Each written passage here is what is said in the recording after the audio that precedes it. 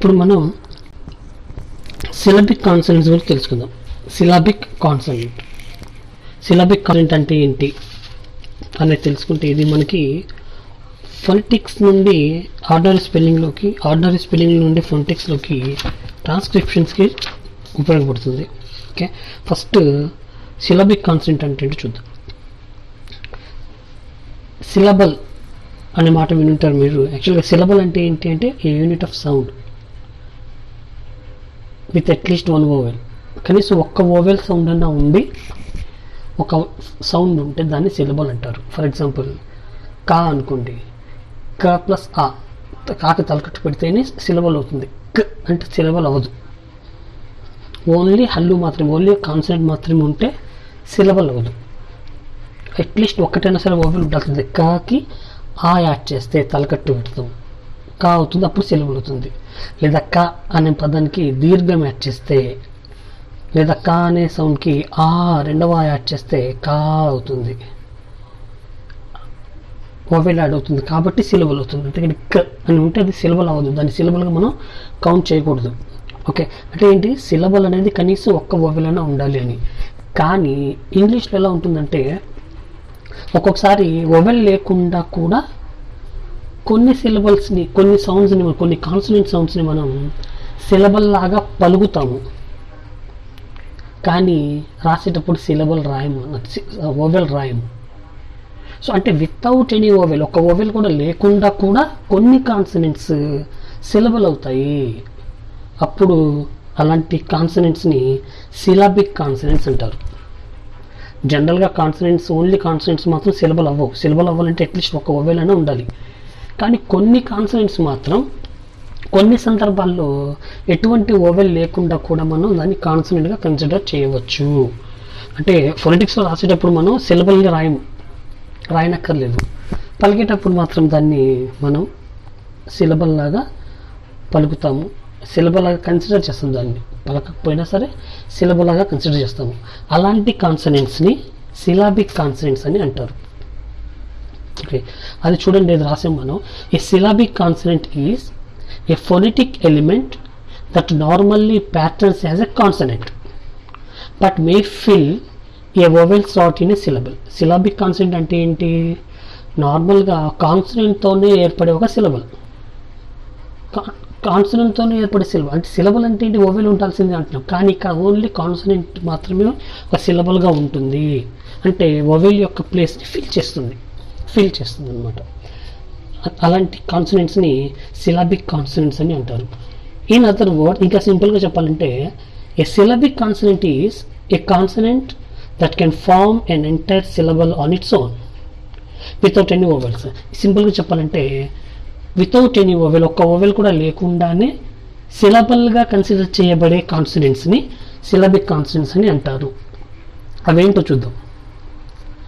Usually a syllable contains a vowel. జనరల్గా సిలబల్లో ఒక ఓవెల్ ఉంటుంది అట్లీస్ట్.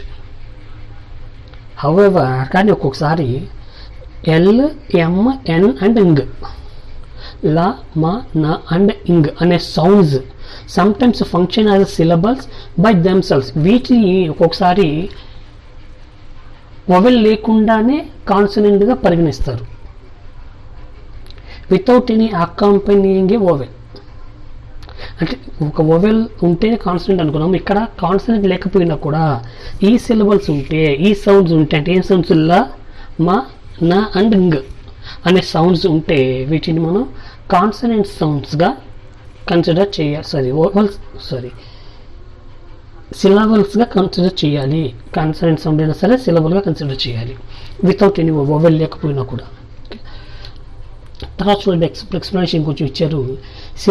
సిలబిక్ ఎల్ అంటే సిలబల్గా పనిచేసే L and N typically occur in an unstressed syllable immediately following the alveolar consonants t, s, z as well as d. జనరల్గా ఇవి ట, స, జ వీటి తర్వాత వస్తుంటాయి. ఎల్, ల, న, ఎమ్ లాంటివి అనమాట. అంటే ట పక్కన ఎన్ వస్తాయి, లేదా ట పక్కన ఎల్ వస్తాయి, సా పక్కన ఎన్ వస్తాయి, సా పక్కన ల వస్తాయి, సో అలా వీటి కాంబినేషన్ కనుక వచ్చినట్లయితే అంటే టిఎన్, ఎస్ఎన్, ఎల్ఎన్, కేఎల్ ఇలాంటి కాంబినేషన్ కనుక ఉన్నట్లయితే డిఎన్, డిఎల్ ఇలాంటి కాంబినేషన్స్ కనుక ఉన్నట్లయితే వాటిని మనం కాన్సనెంట్ సిలబిక్ కాన్సనెంట్గా కన్సిడర్ చేయాలి. వొవెల్ లేకపోయినా సరే దాన్ని వొవెల్ లేకపోయినా సరే దాన్ని మనం సిలబల్గా కన్సిడర్ చేయాలి. ఎగ్జాంపుల్స్ చూడండి, ఇక్కడ ఇచ్చారు బాటిల్, BOTTLE బాటిల్. యాక్చువల్ దీన్ని మనం బాటిల్ అని అంటాము, బాటిల్ టిల్ అని అనకూడదు. ఫొనెటిక్స్ రాసాం చూడండి, మనం ఒక్క వొవెల్ ఉంది దానిలో, BOTL మాత్రమే రాసాము. TL రెండు కాన్సనెంట్స్. కాన్సనెంట్స్ ఓన్లీ కాన్సనెంట్స్ ఎప్పుడు కూడా మన సిలబల్ అవ్వదు. కాబట్టి ఈ వర్డ్ మొత్తం మనకి ఒకటే సిలబల్ ఉన్నట్టు చూపిస్తుంది ఇది ఫొనెటిక్స్లో. కానీ యాక్చువల్గా దీనిలో 2 సిలబల్స్ ఉన్నాయి.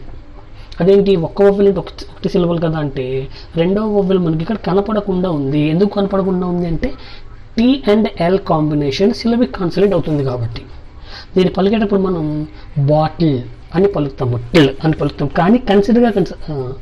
కానీ దీన్ని సిలబల్గా కన్సిడర్ చేస్తాము, బాటిల్. ఎందుకు ఎగ్జాంపుల్ చూడండి, క్యాటిల్ అన్నారు, CATTLE క్యాటిల్. ఫొనెటిక్స్లో రాయడం కూడా మనం ఒకటే సిలబల్, ఒకటే వొవెల్ రాసాం. దానిలో ఒకటే వొవెల్ ఉంటే యాక్చువల్లీ ఒకటి సిలబల్ ఇది అంటే కాదు, ఇది 2 సిలబల్స్ దీనిలో. ఎందుకంటే T and L అనేది సిలబిక్ కాన్సనెంట్ ఎక్కువ కాంబినేషన్. టీకి ఎలా యాడ్ అయితే, టకి ఎలా యాడ్ అయితే అది సిలబిక్ కాన్సనెంట్ అవుతుంది. మధ్యలో వొవెల్ రాయకపోయినా సరే సిలబల్గా కన్సిడర్ చేయాలి. ఏదైనా ఎగ్జాంపుల్ అంటే ట అండ్ లా కనుక కాంబినేషన్లో వచ్చినట్లయితే లాస్ట్లో దాన్ని మనం సిలబల్గా కన్సిడర్ చేయాలి, వొవెల్ లేకపోయినా సరే.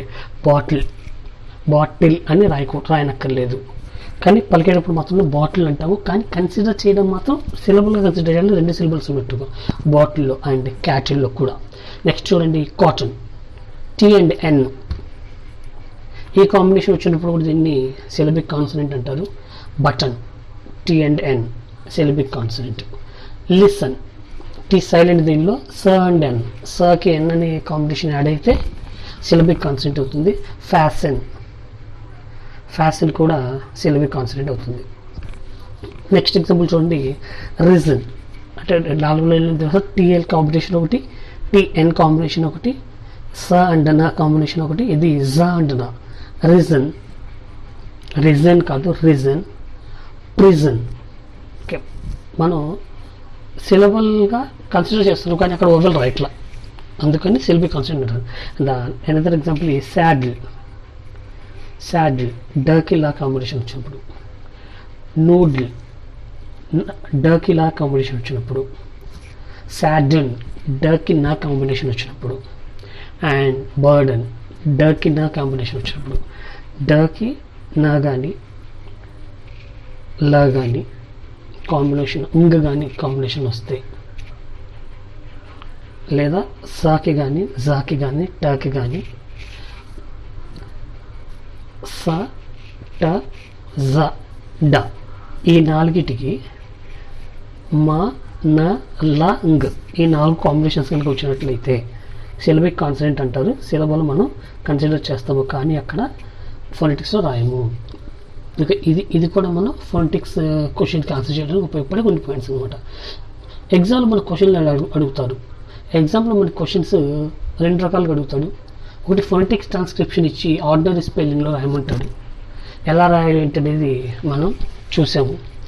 ఆ తర్వాత phonetics transcription to ordinary spelling to phonetic transcription, అవి 10 క్వశ్చన్స్ ఇస్తారు. ఎలా రాయాలని మనం పైన చూసాము. ఇక్కడ కొన్ని ఎక్సర్సైజ్ ఇచ్చాము, ఓకేనా. ఫర్ ప్రాక్టీస్ అని చెప్పి ఇక్కడ రాశారు. మొత్తం 33 ఉన్నాయి. ఇది ఫొనెటిక్స్ నుండి ఆర్డినరీ స్పెల్లింగ్లోకి. ఓకే, ఒక 3 ఎగ్జాంపుల్స్ నేను చెప్తాను, ఆన్సర్స్ ఏంటి అనేది. మిగిలిన 3 రాయండి, ఓకేనా. ఫస్ట్ వన్ చూడండి, లాస్ట్ నుండి 3 చూడండి. ఫస్ట్ నిలువు లైన్లో లాస్ట్ది డస్ట్, అది ఫస్ట్ డ సౌండ్, తర్వాత ఇన్వర్టెడ్ వి అంటే తలకట్టు డా అవుతుంది. తర్వాత స ఓవెల్స్ లేవు కాబట్టి స్ లాగా ఉంచాలి. తర్వాత ట ఓవెల్స్ లేవు కాబట్టి ట లాగా ఉంచాలి, స్ట్ అవుతుంది, అది స్ట్. తలకట్లు దీర్ఘాలు ఏం లేవు, ఓవెల్స్ ఏం లేవు కాబట్టి తలకట్లు దీర్ఘాలు ఏమి రావు. సో ఇప్పుడు డా ఏమో ఫుల్ సిలబల్, స్ట్ అనేది సిలబల్ కాదు, టోటల్గా ఒక సిలబల్ ఉంటుంది, డస్ట్ అవుతుంది ఇది, డస్ట్. సెకండ్ ఎగ్జాంపుల్ ఇంకో ఎగ్జాంపుల్ చూద్దాం మనం. 5వ నిలువుగడలో 4th లెటర్ చూడండి, 4th word example become, B capital I K inverted V M ఉంది, ఇది బికమ్ BECOME దానికి ఆన్సర్ అనమాట. ఓకే, ఆ తర్వాత లాస్ట్ నిలువు లైన్లో లాస్ట్ వర్డ్ చూద్దాం. S 3 2 dots K and L అని ఉంది. ఇదేంటో చూద్దాం. ఇది సర్కిల్, CARCLE సర్కిల్, క అండ్ ల ఈ రెండు కాంబినేషన్ వచ్చింది కాబట్టి దాన్ని మనం సిలబల్గా కన్సిడర్ చేస్తాము, కానీ ఇక్కడ రాయము, ఓవెల్ రాయము. ఓకే, ఓవెల్ ఉన్నట్టు మనం ఫీల్ అవ్వాలి. క అండ్ ల కాంబినేషన్ వచ్చినప్పుడు సిలబిక్ కాన్సనెంట్ అవుతుంది. సర్కిల్లో 2 సిలబల్స్ ఉన్నాయి కదా, రెండో ఓవెల్ రాయాలంటే అవసరం లేదు, ఇక్కడ ఒక ఓవెల్ మీద సరిపోతుంది. క అండ్ ల కాంబినేషన్లో మనం సిలబిక్ కాన్సనెంట్ అవుతుంది. ఓకే, 3 ఎగ్జాంపుల్స్ చేసాము. దీనిలో మిగిలినవి మీరు ప్రాక్టీస్ చేయండి, డౌట్ ఉంటే నన్ను అడగండి. తర్వాత పాయింట్ చూడండి, 2 రకమైన క్వశ్చన్ కూడా ఇస్తాడు. ఆర్డినరీ స్పెల్లింగ్లో ఇచ్చి ఫోనెటిక్స్లోకి ట్రాన్స్క్రిప్ట్ చేయమంటాడు, అవి చూద్దాం. ఇక్కడ కూడా ఒక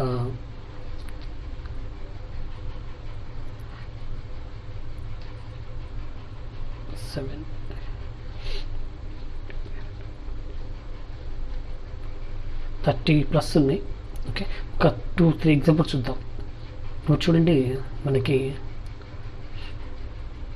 బుక్ అనే వర్డ్ చూద్దాం. BOOK బుక్ అని ఉంది. బుక్ అనే వర్డ్ని ఇంగ్లీష్లో ఎలా రాస్తారు, ఫోనెటిక్స్ ఎలా రాస్తారు?